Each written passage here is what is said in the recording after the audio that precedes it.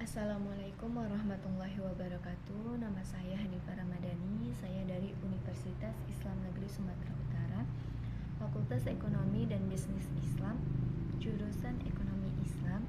Saya dari kelas EKI 2F di mata kuliah kali ini yaitu Ekonomi Mikro Islam 1 dengan dosen pengampu Pak Imsar MSI.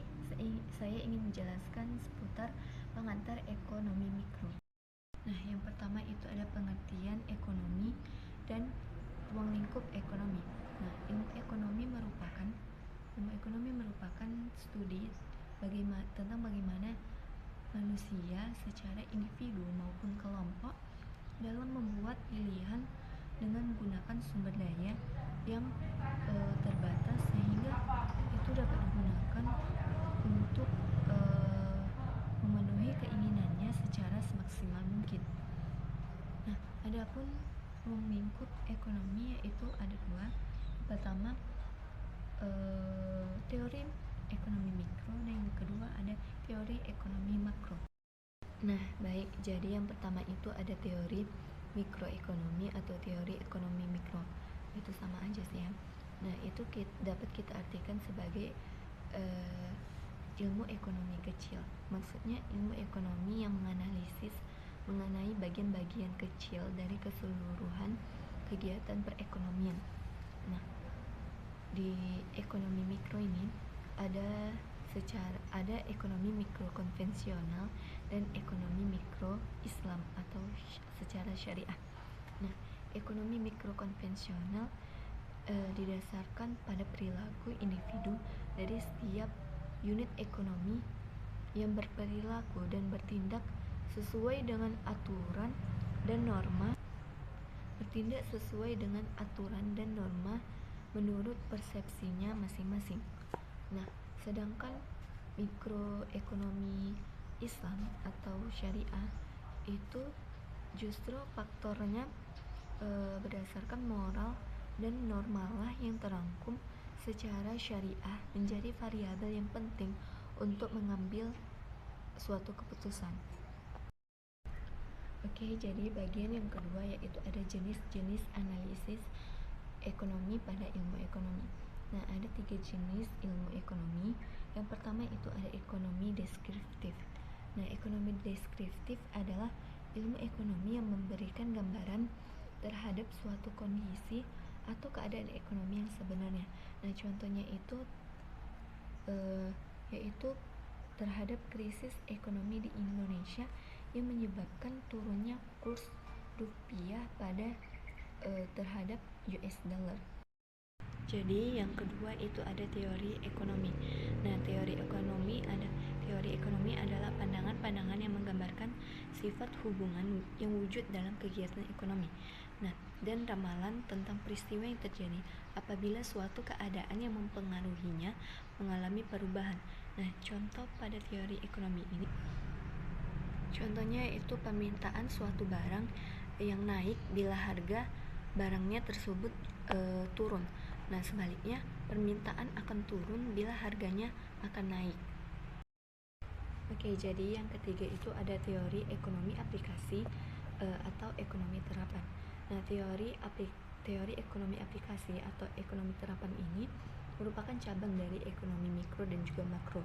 Nah, teori ini bertujuan untuk menelaah atau menganalisa tentang hal-hal yang perlu dilakukan untuk suatu kejadian dalam perekonomian. Nah, jadi yang bagian ketiga itu ada 2 metode analisa dalam ilmu ekonomi, yaitu metode deduktif dan metode induktif. Yang pertama itu ada metode deduktif, yaitu sebuah metode yang menarik suatu kesimpulan dari hal-hal yang bersifat umum menjadi hal-hal yang bersifat khusus. Nah, contohnya itu seperti jika harga naik maka permintaan akan turun, dan sebaliknya jika harga turun maka permintaan akan naik.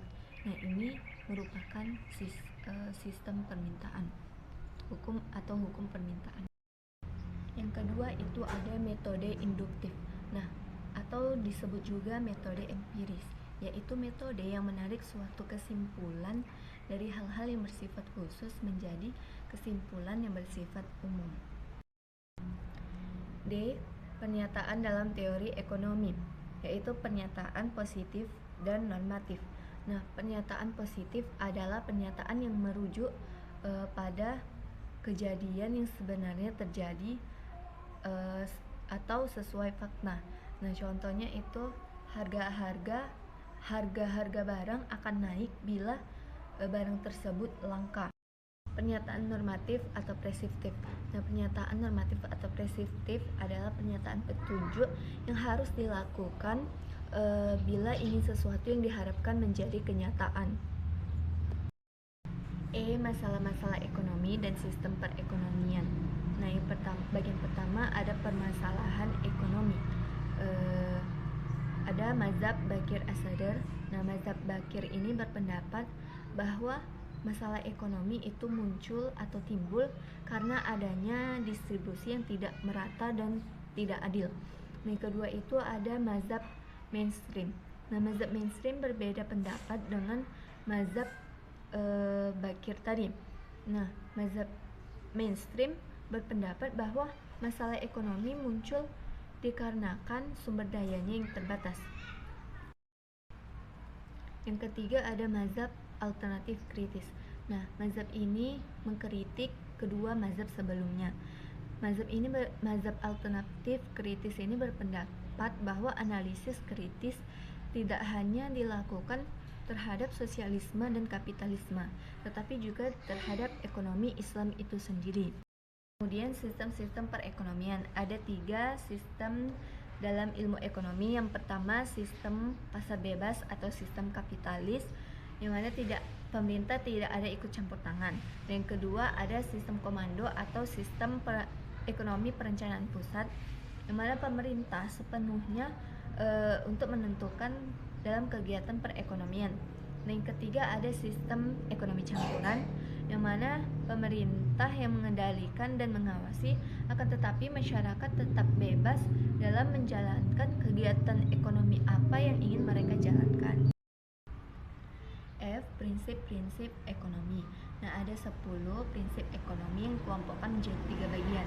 Nah, bagian pertama ada 4 prinsip yang melandasi keputusan tingkat individu. 1. Setiap individu harus selalu melakukan trade-off. Nah, yang kedua, biaya adalah apa yang dikorbankan untuk mendapatkan sesuatu. Yang ketiga, orang rasional berpikir secara bertahap. Yang keempat, pelaku ekonomi bereaksi terhadap insentif. Nah, bagian yang kedua ada 3 prinsip untuk interaksi. Nah, yang pertama itu perdagangan harus menguntungkan semua pihak. Dan yang kedua, pasar secara umum adalah wahana yang baik untuk mengorganisasikan kegiatan perekonomian. Yang ketiga, pemerintah ada kalanya dapat memperbaiki hasil mekanisme pasar. Bagian yang ketiga yaitu 3 prinsip cara bekerja perekonomian makro. Nah, yang pertama, standar suatu negara tergantung kemampuannya dalam memproduksi barang dan jasa. Nah, yang kedua, harga secara umum meningkat apabila pemerintah mencetak uang terlalu banyak. Nah, yang ketiga, masyarakat yang menghadapi trade-off jangka pendek antara inflasi dan pengangguran.